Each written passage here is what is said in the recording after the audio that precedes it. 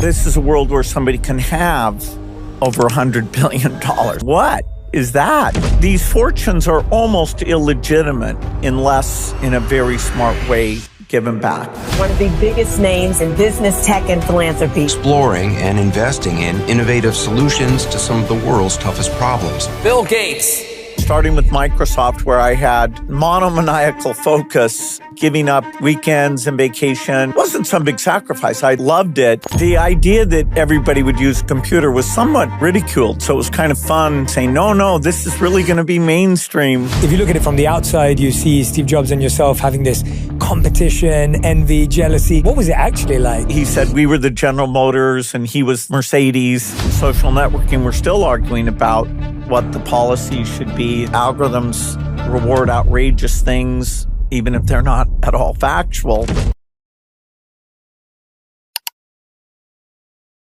So much conversation today, I feel, about work-life balance. Do you think that that sacrifice and that dedicated time was necessary for the levels of success, or would it have been possible in another way? No, I think for Microsoft to be successful, even though we were the first, we had a broader concept of software than the other companies, we needed to be what I would call hardcore. And, in that case, the work is what I want to do. It's not like, oh God, I've got to earn a little bit more money. It's, this is the thing that throughout my childhood, I was so lucky, because of my parents and some early friends, the school I went to, I had these exposures to computers that were very rare. And so I had, all these thousands of hours of programming experience and great feedback on, okay, how do you do it better from the very best adults? I got to see what was coming. And the idea of being part of making that real, I woke up and said, okay, I'd love to get to work. My younger self could stay in, days at a time. I don't do that now. But then it was just in no way a hardship, because I felt we were part of something that would be very empowering. And, competitively, I wanted us to be the ones to make it happen. One of your favorite quotes that I've always loved is you've said, we overestimate what we can do in 1 year and we underestimate what we can do in 10 years. At the beginning, did you over or underestimate yourself? Well, people, when they would hear us say a computer on every desk and in every home running Microsoft software, they were like, you kids are really out of it. I mean, every desk, every home, what would people do with these things? But because the chips were improving exponentially, doubling every couple of years, it allowed us to think of the computing part as essentially being free. And so the only thing that would hold you back is, okay, can you help people with photographs? Can you help them with documents? Can you help them stay in touch with people far away or find information? And we knew over time that as these things got better, it would be part of the mainstream. And so as people sort of came around to that, they were like, wow, whether it's at work or at home, this is just part of how people do things. And we wanted, to get it out to everyone, students everywhere, even in the countries that are low income.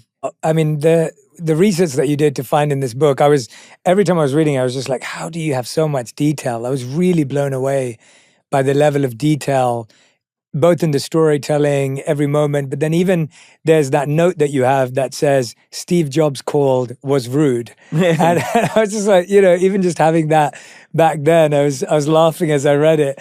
And I was wondering, I feel like as from the outside, and naturally, and you talk about this later on in the book, how we see people as this slither of who they are, and people have a public profile and that becomes their brand. And if you look at it from the outside, you see Steve Jobs and yourself having this competition, envy, jealousy, kind of arch rival, nemesis kind of portrayal. What was it actually like? Because in the book, it comes across much more inviting than that, as opposed to this kind of harsh rivalry. Well, I had a fantastic relationship with Steve. Early on, I got to do the basic, which they called AppleSoft, that went with every Apple II computer. So I worked with both Jobs and Wozniak to get that done.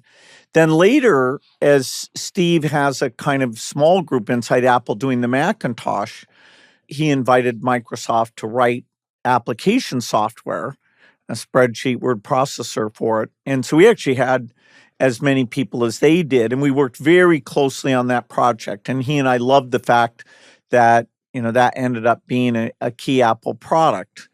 Then he leaves Apple. I talked to him about Next, but I never thought that computer would do that well, so he was disappointed.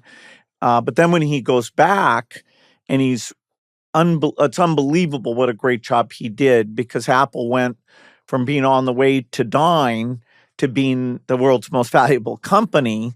And Steve had really matured, and was something. And we helped write software for that. Then later, when Steve is sick, we had about 5 different conversations where we got to talk about kids and had computers done well, and, where he was pretty thoughtful. It's amazing to me that Steve, his skill set and mine, other than, madman, leader, drawing people in, but his taste in design and user interface, and even his intuition about people, he was just genius in a way you can't explain.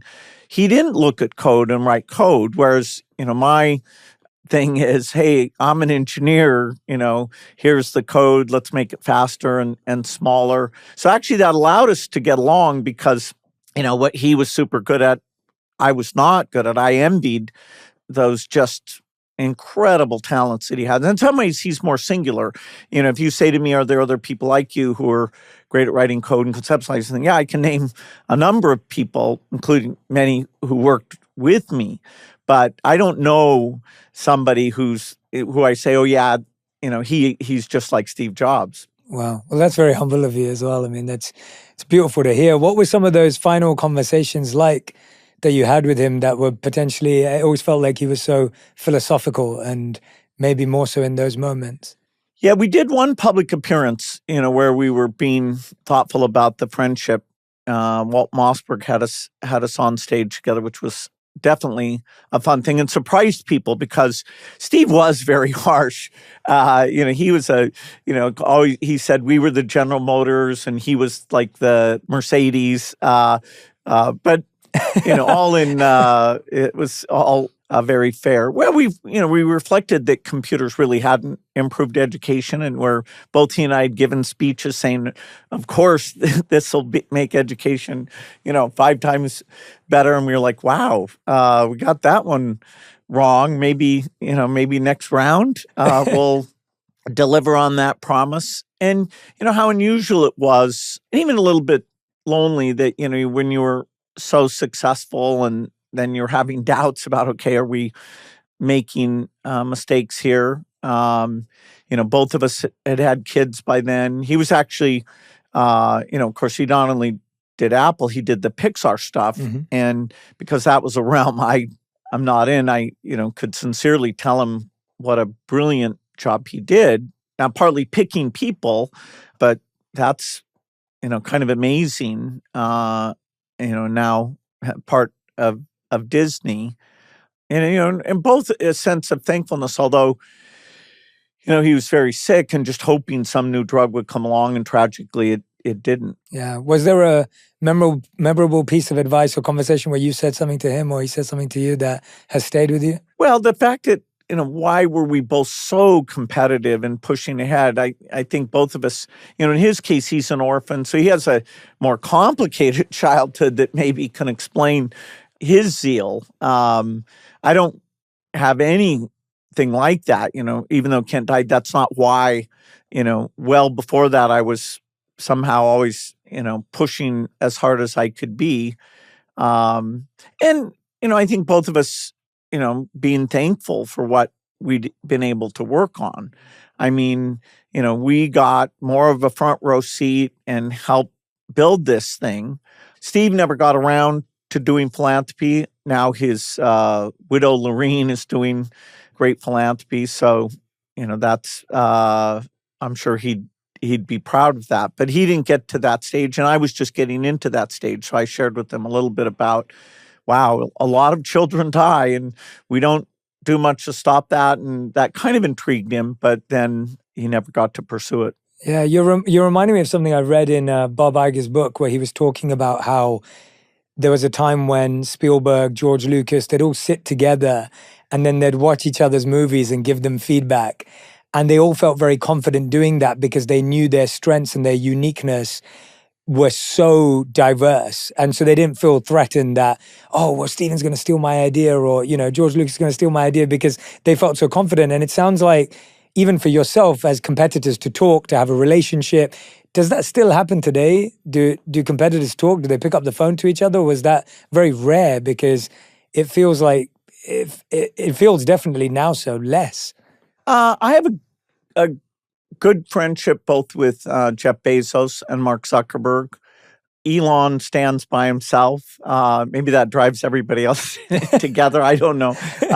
And over time, I think Elon, as he gets older, maybe he'll mellow out a little bit and, probably be an incredible philanthropist based on everything else that he's done. But yes, there is some good conversation. Larry Ellison is now in a phase where he's doing some excellent philanthropy, and we're all a bit more reflectful. I mean, hopefully by the time you get to 70, you've been hyper successful. You can, relax and let your guard down a little bit, and laugh about the things you got wrong. Yeah. What was some of the advice that you've given to Mark, or especially earlier on his journey, or even more recently? Yeah. Well, Microsoft, the one big challenge we had is we were so successful by the late 90s that we got into antitrust difficulties. And in retrospect, we could have handled that better. And so I've been very open with Mark. I used to brag that I didn't have an office in D.C. and I didn't,